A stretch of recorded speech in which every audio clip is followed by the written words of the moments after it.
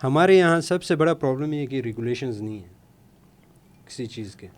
ٹھیک ہے, کوئی بھی چیز آپ بلڈنگ اسٹرکچرس کو دیکھو یا کوئی بھی چیز آپ دیکھ لیں جس کی وجہ سے یہ دریاؤں کے ساتھ جو ہم حرکتیں کر رہے ہیں اس کی وجہ سے, تو گورننس کا ایک بڑا مسئلہ تو ہے. اس کے ساتھ دوسرا جو کمیونٹی لیول پہ جو پروگرامز ہیں وہ ظاہر ہے, دیکھیں ہم اس میں جتنے بھی پروگرامز چل رہے ہیں وہ بیسیکلی کمیونٹی کو ایک لیول پہ سپورٹ کرتی ہیں, اسی لیے وہ پروگرامز کہا بھی ان کو جاتا ہے سپورٹ پروگرامز. لیکن ان کو پروجیکٹ سے کبھی بھی کوئی غربت کم نہیں ہو سکتی ہے. جو ڈونر فنڈڈ پروجیکٹ ہیں وہ ایک طریقہ ہے کہ آپ ایک طریقہ دکھاتے ہیں, ایک ماڈل دکھا سکتے ہیں کہ یہ ایک ماڈل ہے.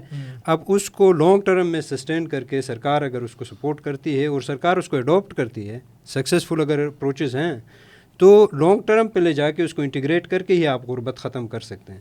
اور اس میں بھی صرف کمیونٹی لیول کی پروگرام سے غربت کم نہیں ہو سکتی, اس کے لیے میکرو لیول اکنامک سچویشنز کو بہتر کرنا بھی ضروری ہے. فار ایگزامپل لیٹ سے ہم جو کام کر رہے تھے سندھ میں کام کر رہے تھے, 5-6-7 سال ہم نے وہاں پہ کام کیا. کچھ ہم نے یہ اس میں یہ تھے کہ ہاؤس ہولڈ لیول پہ لوگوں کے ہاؤس ہولڈ کی آمدنی کو بڑھا دیں. ٹھیک ہے, ہو سکتا ہے آمدنی بڑھ بھی گئی اور ہمارا ڈیٹا یہ بھی بتاتی ہے بڑھ گئی. لیٹ سے 30% کے قریب 32% کے قریب کچھ لوگوں سے ٹارگیٹڈ جو کام کیا ان کا انکم بڑھ گیا.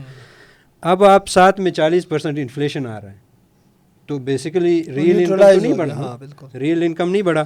اور پھر یہ ہے کہ آپ نے انکم بڑھنے کا طریقہ یہ ہے کہ جب تک آپ کے پاس آمدن کا کوئی ذریعہ نہیں ہوگا, کوئی امپلائمنٹ نہیں ہوگا, وہ سسٹین نہیں کر سکتے. تو امپلائمنٹ جو ہے میکرو اکنامک ایکٹیویٹیز کریٹ کرتی ہیں. تو جب تک وہ اکنامک سچویشنز نہیں ہوں گے تو وہ بھی سسٹینیبل نہیں ہو سکتا ہے. تو اس لیے یہ ضروری ہے کہ دونوں سطح کو, دونوں لیول پہ, میکرو اکنامک لیول پہ سرکار کو, اور پھر یہ جو این جی او کام کرتے ہیں یا کمیونٹیز انگیج ہو جاتی ہیں, وہ سب مل کے اگر کام کریں گے تو پھر آگے چل سکتا ہے. اب آپ کوشش کرتے ہیں, ایشوز ہیں نا, سپلائی سائڈ پہ ایشوز ہے, ڈیمانڈ سائڈ پہ ایشوز ہیں. جیسے غربت کے ساتھ جیسے تعلق ہے ایجوکیشن کا. ٹھیک ہے, ایجوکیشن میں ہمارے یہاں مسئلے ہیں کہ تقریباً کوئی 24 کروڑ 2 کروڑ یا 24 کروڑ کی جو فگر ہے, جو بچے اسکول نہیں جاتے ہیں, 24 ملین کے جو بچے اسکول نہیں جاتے ہیں, اس میں بہت سارے فیکٹرز ہیں نا. ایک ڈیمانڈ سائڈ کے فیکٹر ہیں, سپلائی سائڈ کے فیکٹرز ہیں. اب آپ ڈیمانڈ سائڈ پہ تو کمیونٹی کو انگیج کر رہے ہیں, لیکن اگر آپ سپلائی سائڈ پہ کوئی امپروومنٹ نہیں کرتے تو نہیں ہو سکتا ہے. اسی طرح سے ہیلتھ سیکٹر کے اسی طرح کے ایشوز ہیں. کوئی بھی سیکٹر اٹھائیں, دونوں کو ساتھ لے کے جانا ضروری ہے.